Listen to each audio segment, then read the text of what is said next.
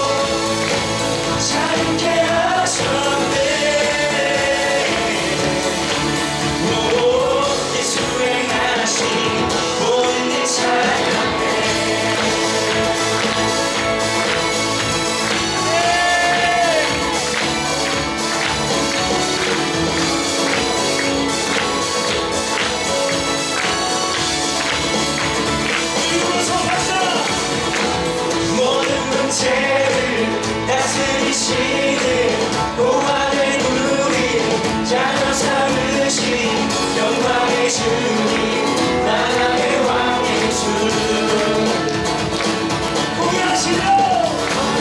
공연하시며 다스리시며 태양보다도 밝게 빛나는 영광의 주님 나라의 왕 예수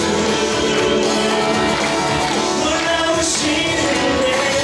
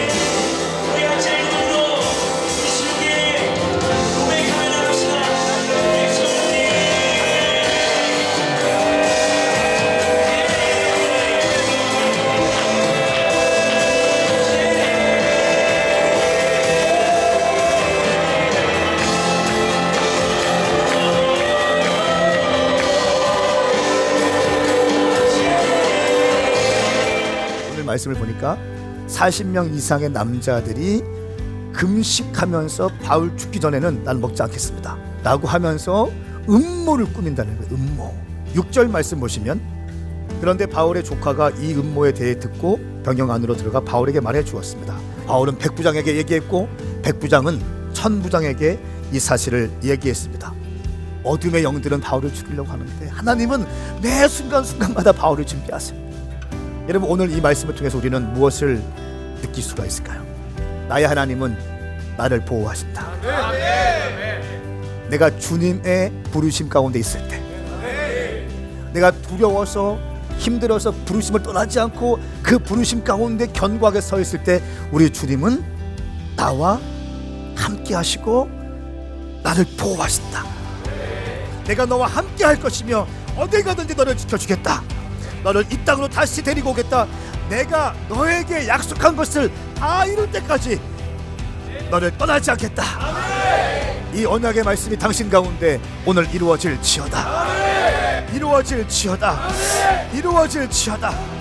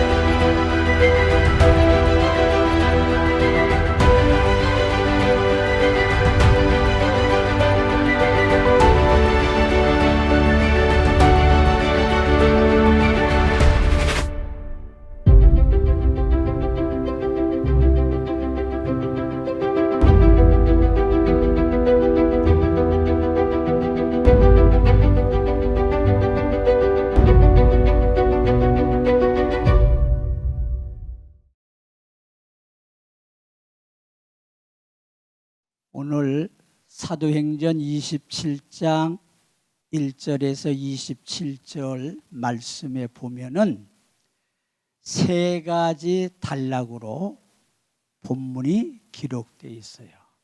첫 번째 단락은 사도 바울을 고소한 사람들의 이름이 나와요. 그리고 그 이름과 동시에 그분의 직함이 나와요. 직함이 나와. 그 다음에 이 사람들이 사도 바울을 고소했는데 고소한 내용, 제목이 세 가지로 나와요. 제목이. 그리고 이 제목 때문에 사도 바울은 빌릭스라는 총독 재판장 앞에 변론하게 돼요. 어떻게 변론하는가? 이것이 오늘 사도행전 27장 1절에서 27절에 세 가지 단락으로 구성이 되어져 있습니다. 자, 사도 바울을 고소한 사람들 어떤 사람인가?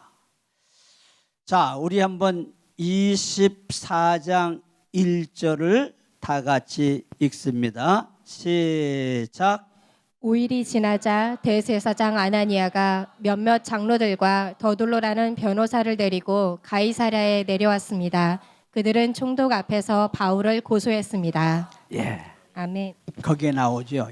1절을 주목하시면은 대제사장 아나니아가 사도 바울을 고소한 사람 중에 한 사람이에요. 이 권력이 막강한 사람입니다. 대제사장 아나니아는요, 주후 47년에서 58년까지 대단한 영향력, 정치력을 발휘한 사람이 대제사장 아나니아입니다. 그런데 이 사람은 유대 나라 사람인데 유대 나라 민족을 위해서 동조하지 않고, 이때 당시에는 로마라는 강대국 로마가 이스라엘을 지배하고 있을 당시에 이 대제사장은 로마 사람과 함께 결탁을 해요.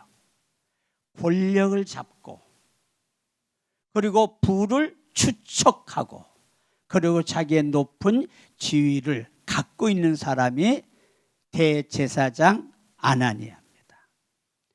그 다음에 여러분들, 그래서 이 대제사장 아나니아는 유대인들로부터 네가 어떻게 우리 민족인데 우리 민족을 동도하지 않고 종도하지 않고 로마 나라 사람들과 함께 이렇게 권력을 추측했느냐 하면서 암살을 당하고 비참하게 죽습니다. 그 다음에 두 번째 나타나는 사람들 따라합시다. 몇몇 장로들.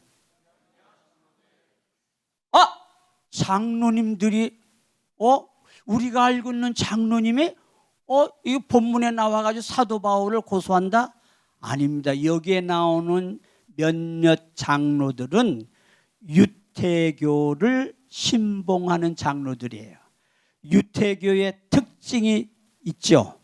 유태교는 모세 오경만 믿습니다. 창세기, 출애굽기, 레위기, 민수기, 신명기, 구약 성경 요 5권만 믿고 그 외에 구약 성경 안 믿습니다.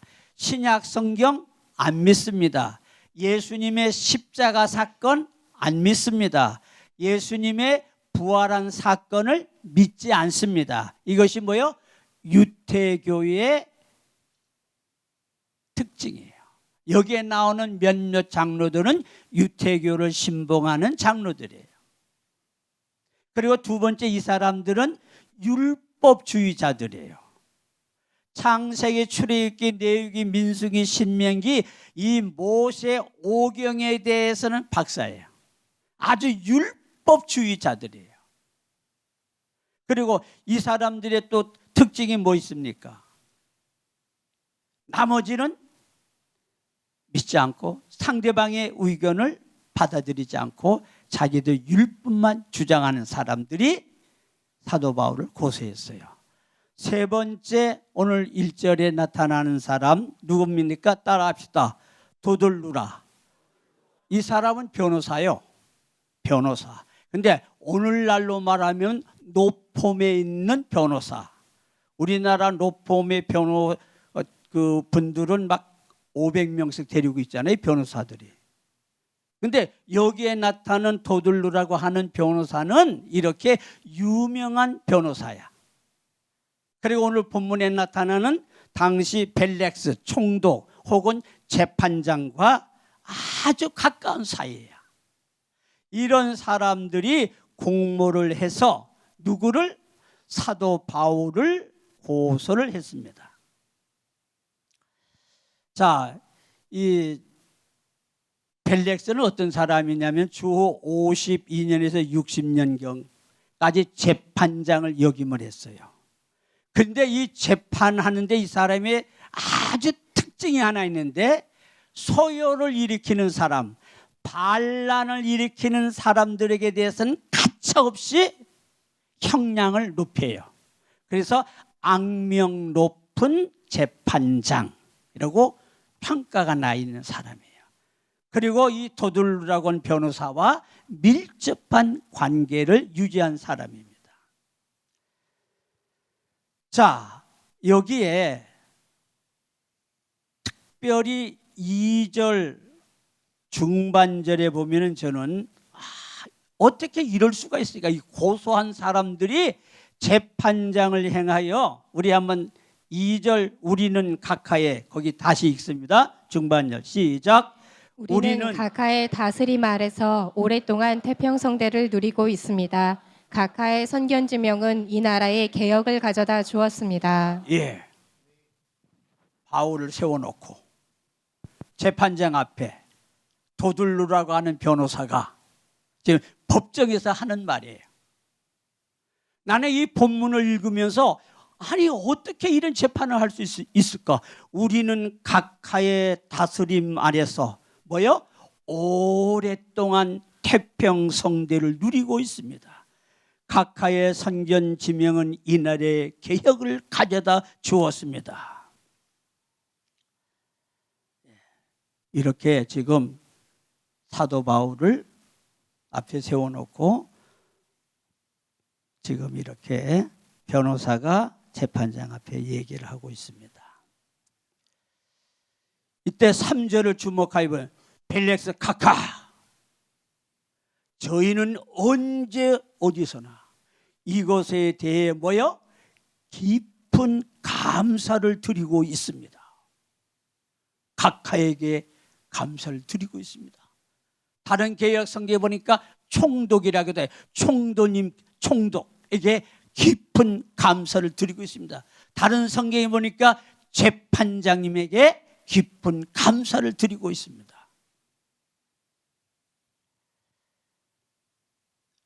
그러면서 이어지는 말씀이 뭐예요? 4절에 이제 더 이상 각하에게 폐가 되지 않도록 간단히 말씀드리겠으니 각하께서는 관용을 베푸셔서 저희 말을 들어주시기 바랍니다. 이 말은 저희의 간청대로 재판해 주시기 바랍니다. 그 얘기예요. 권력 앞에, 물질 앞에, 정치력 앞에 좀 아첨하는 것 같이 보이잖아요. 세상적인 용어로만 좀 아우하는 것 같이 보이잖아요. 고소한 사람들의 이름과 직함이 나와 있습니다. 두 번째 단락은 고소한 내용. 다시 말하면 사도 바울의 제목이 나옵니다. 사도 바울이 고소당한 제목 3가지 나오는데요. 첫째, 5절에 보면 다 같이 읽습니다. 시작. 저희가 알아보니 이 사람은 전염병 같은 사람으로 온 세상에 퍼져 있는 유대 사람들 가운데 폭동을 일으키는 사람입니다. 그는 나사렛 이단의 우두머리며. 네. 제목 첫 번째. 사도 바울은 온 유대 백성들에게 예수 그리스도를 복음을 전파하는데 뭐요? 전염병처럼 급속히 예수 그리스도의 복음이 유대 나라에 전파되어 가고 있습니다. 오늘날로 말이죠. 전염병처럼 지금 세계에 전파되는 것처럼 세계가 지금 두려움에 떨고 있는 것처럼 사도 바울이 예수 그리스도 복음 전하는 것이 온 유대 백성들이 지금 전염병처럼 전파되어지고 있습니다. 급속히. 이게 제목입니다. 첫 번째 제목. 그 다음에 5절에 두 번째 제목이 나옵니다. 여러분 성경 읽을 때 참 재미가 있어요. 어려운 단어 하나도 없어요. 5절에 사도 바울이 두 번째 고소당한 내용, 제목 뭐예요? 폭동을 일으켰다. 예수 그리스도의 복음을 증거하면서 유대 나라 사람들에게 소요를 일으키고 폭동을 일으키는데 앞장섰다. 그리고 나사렛 이단의 우두머리다. 두 번째 제목이 나오죠. 세 번째 제목은 6절에 성전을 더럽혔다. 6절 다 같이 읽습니다. 시작. 심지어 성전까지 더럽히려고 했습니다. 그래서 저희가 붙잡은 것입니다. 네. 성전을 더럽혔기 때문에 사도 바울을 지금 우리가 붙잡아 왔습니다. 형사 사건이 아니죠. 민사 사건이 아니죠. 금융 사건이 아니죠. 그렇죠? 뭐예요? 종교 재판. 종교 재판이잖아요. 예수 그리스도의 복음을 증거했다는 거. 그 다음에 뭐예요? 그게 급속히 전파되니까 많은 사람들을 선동했다는 거. 세 번째, 6절에 성전을 돌입했다는 제목 세 가지. 이 종교 재판입니다. 종교 재판.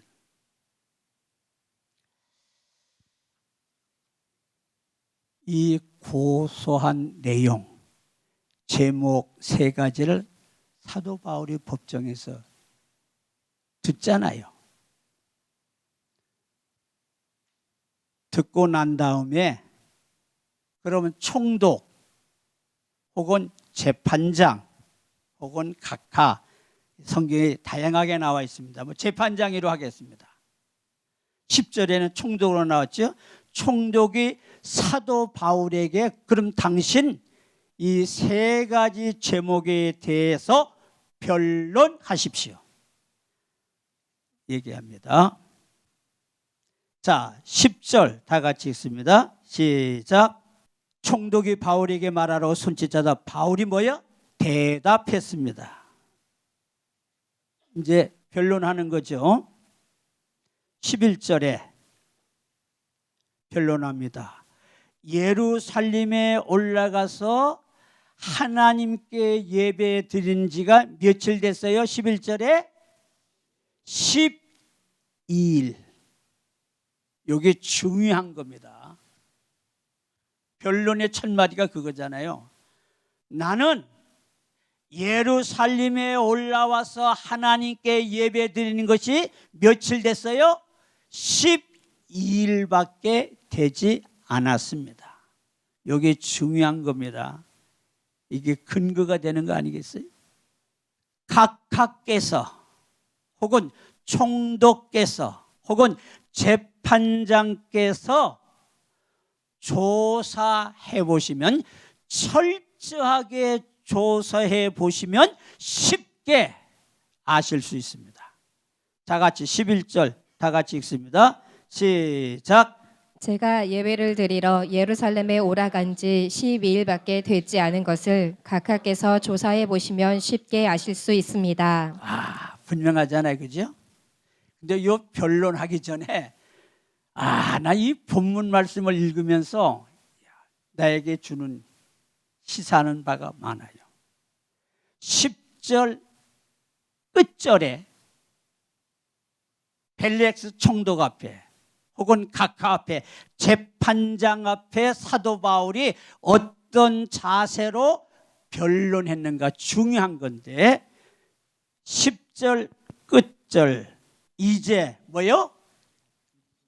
기쁜 마음으로 제 자신을 변호하고자 합니다. 할렐루야. 어떤 마음이요? 어떤 마음? 기쁜 마음으로, 아주 기쁜 마음으로 내가 변론하겠습니다. 이거요 쉬운 일이 아니에요. 여러분, 법정 앞에 가서 이렇게 하는 게 쉬운 일이 아닙니다. 나 이제 기쁜 마음으로 변론하겠습니다. 각하께서 조사해보면 쉽게 하실 수 있습니다. 누가 거짓말을 했는지, 누가 거짓말을 했는지 재판장께서 조사하면 쉽게 할 수 있습니다. 그렇게 하면서 사도 바울이 이런 얘기를 했죠. 나는 하나님과 사람 앞에 양심을 속이지 않습니다 하는 말씀이 나옵니다. 그 고소한 사람들이 사도 바울을 뭐라고 그랬어요? 이단의 뭐요? 우두머리다. 그 점에 대해서는 내가 시인한다. 그렇죠. 시인할 수밖에 없죠. 몇몇 장로들, 제사장 아나니아, 변호사, 이분들은 뭐요? 정통 유대교를 신봉하는 사람들이라, 이 사람들은 모세오경, 창세기, 출애굽기, 레위기, 민수기, 신명기만 믿고 그 외에 구약 성경과 신약 성경을 믿지 않고 예수님의 십자가 사건과 부활의 사건을 믿지 않기 때문에 그 사람들이 볼 때는 사도 바울이 예수 그리스도를 신봉하는 이단의 우두머리라고 생각하죠. 당연한 거죠. 사도 바울은 부활을 믿잖아요. 고소한 사람들은 부활을 믿지 않잖아요. 그러니까 부활을 믿지 않는 사람들이 사도 바울을 생각할 때는 이단의 우두머리라고 생각하지요. 그러면서 나중에 이어진 말씀이 뭐예요? 나는 할아버지로부터 믿었던 하나님을, 우리 아버지가 믿었던 하나님을, 내 자녀들이 믿었던 하나님을 믿습니다. 그리고 십자가 사건과 부활의 사건을 나는 믿습니다. 그리고 나는 하나님께 소망을 두고 살아갑니다. 그러니까 여러분들이 나를 이단의 우두머리라는 건 100% 시인합니다. 요거 한 가지 시인했습니다.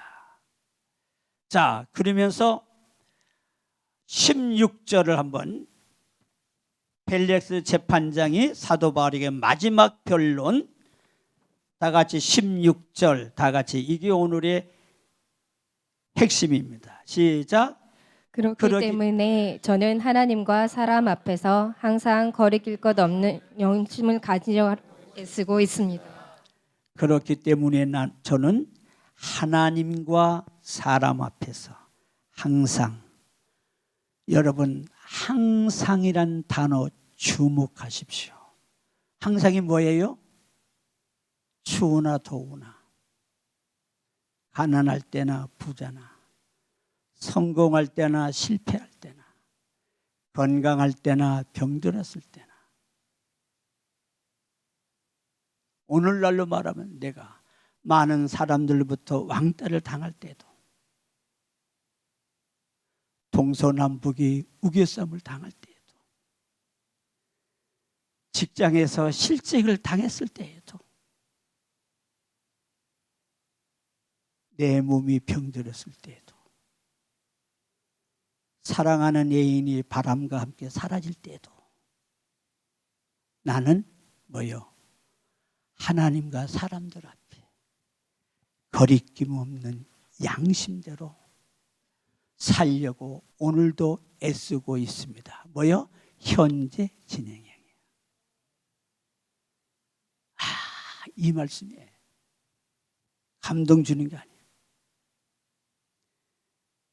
우리 젊은이들은 그렇죠. 다른 거에 대해 심각하지 않지만은, 교제하던 애인이 어느 날 말없이 떠나갈 때도 나는 하나님과 사람들 앞에 힘을 얻는 거예요. 주님 바라본다는 거잖아요. 할렐루야. 요 항상이라는 게 중요한 거예요. 내가 가난할 때나 내가 부자가 됐을 때나 하나님과 사람 앞에서 거리낌 없는 양심을 지니려고 애쓰고 있습니다. 할렐루야.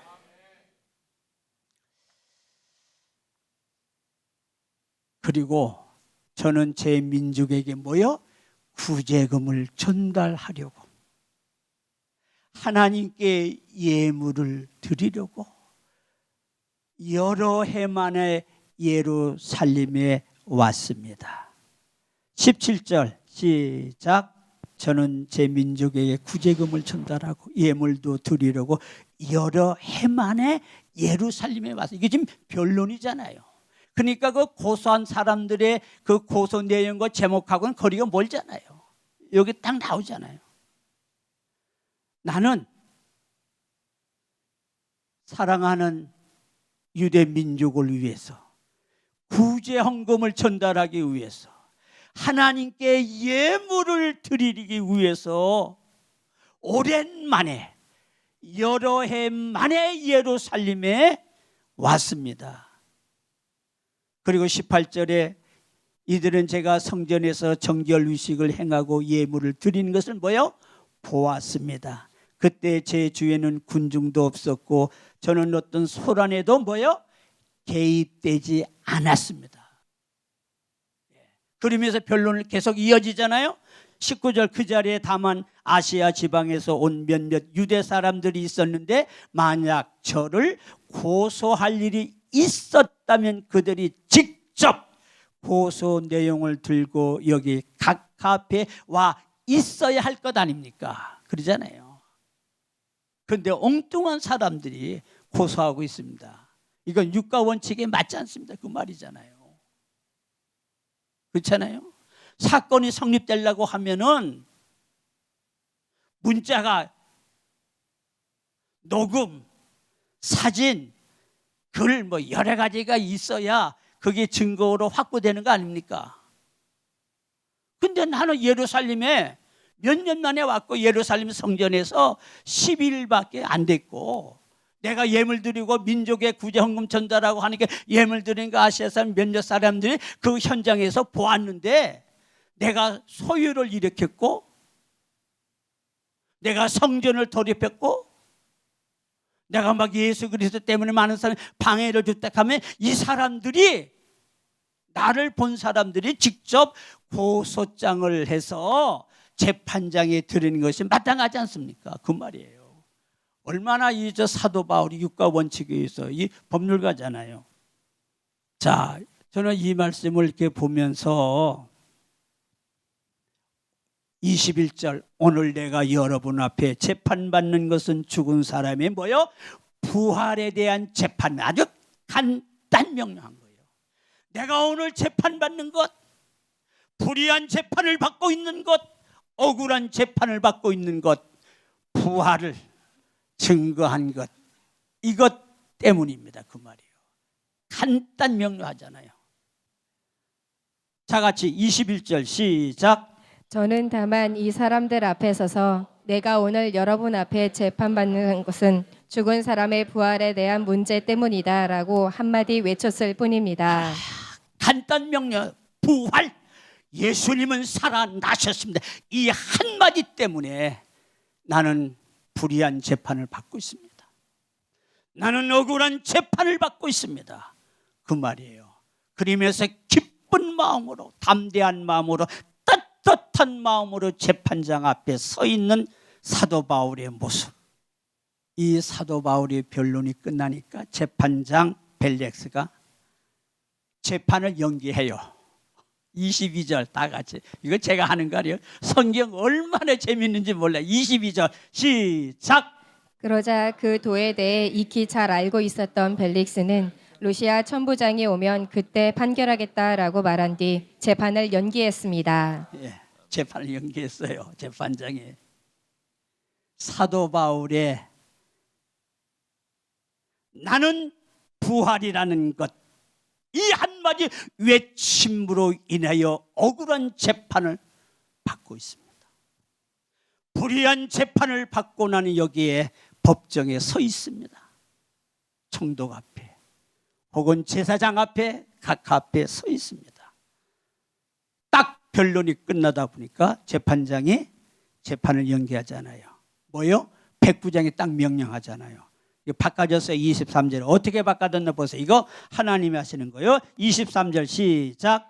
벨릭스는 백부장에게 명령해 바울을 지키되 그에게 어느 정도 자유를 주고 필요한 것을 그의 친구들이 가져다 주는 것도 허락하라고 했습니다. 아멘. 여러분 이런 재판장 보셨어요? 예? 이런 재판장 보셨냐고. 여러분들은 그런데 한 번도 안 가셨으니까 저도 한 번도 안 가봤어요. 그런 거. 경찰서에도 한 번도 안 가봤어요. 근데 이거 보니까 사도 바울의 변론이 끝나고 난 다음에 재판장이 재판을 연기를 하고 뭐요? 백부장에게 명령하잖아요. 또 바울을 지키되 그렇게 적당하게 지키고 그 다음에 두 번째 뭐라고 그랬어요? 어느 정도 뭐요? 좀 자유를 주라. 어느 정도 자유를 주고 그 다음에 뭐요? 필요한 것을 친구들이 가져다 줄 수 있도록 너 좀 허락해. 나 간다. 그 말이잖아요. 재판장이 백부장에게. 참 감옥에서도 사도 바울은 재판장에게 계속 25절에 예수 그리스도의 복음을 증거해요. 25절 시작. 바울이 정의와 자기 절제와 다가올 심판에 대해 설명하자 벨릭스는 두려워하며 말했습니다. 이제 됐다. 가도 좋다. 내가 편한 시간에 다시 부르겠다. 예, 요 내용이 말이죠. 내 나름대로 읽고 또 이 벨렉스가 아주 정치력이 뛰어난 사람. 이 벨렉스는요 유대 재판장이 아니고 아까 얘기했죠. 서두에 로마 나라가 이스라엘 나라를 지배하고 있을 때 로마 나라로부터 파견 나온 총독 혹은 각하 혹은 재판장이에요. 그러면서 사도 바울을 통하여 지금 복음을 듣고 있습니다. 예수 그리스도의 복음을 듣는 순간에 뭐에 다 같이요 두려워 말했습니다. 재판장이 두렵다는 거잖아요. 됐다. 가도 좋다. 내가 편안한 시간에 너를 다시 부르겠다 그 말이에요. 요게 함정이에요. 너 내가 필요한 시간 너 불러 테니까 너 뭐요? 돈 가지고 와. 그 말이에요. 요 벨렉스 요 재판장이요. 이 사람이 아주 웃기는 사람이에요. 필요한 시간에 부를 테니까 너 돈 가져와. 너 뇌물 가져와. 그리고 재판장은 유대 나라 사람들에게 환심을 사려고 바울을 그대로 이제 감옥에 가두어 둡니다. 저는 오늘 이 사도행전 24장 1절에서 27절을 읽고 기도하고 또 읽고 또 기도하면서 결론은 사도 바울의 위대한 힘은 어디에서 나오는 것인가? 여기 우리의 목적이에요. 사도 바울이 재판장 앞에 떳떳하게 나 이제 기쁜 마음으로 변론하겠다. 감옥에서도 떳떳이 재판장에게 예수 그리스도의 복음을 증거했어요. 이러한 담대함, 이러한 떳떳함, 복음이 식어지지 않는 열정의 감옥에서도 이어진 비결이 어디 있겠습니까?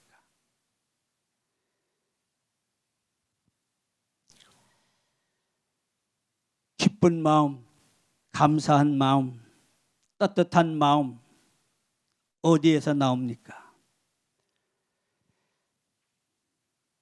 따라합시다. 하나님과 사람 앞에서 항상 거리낄 없는 양심을 지니려고 애쓰고 있습니다. 포인트가 요거예요. 하나님, 사람 앞에 정직할 때,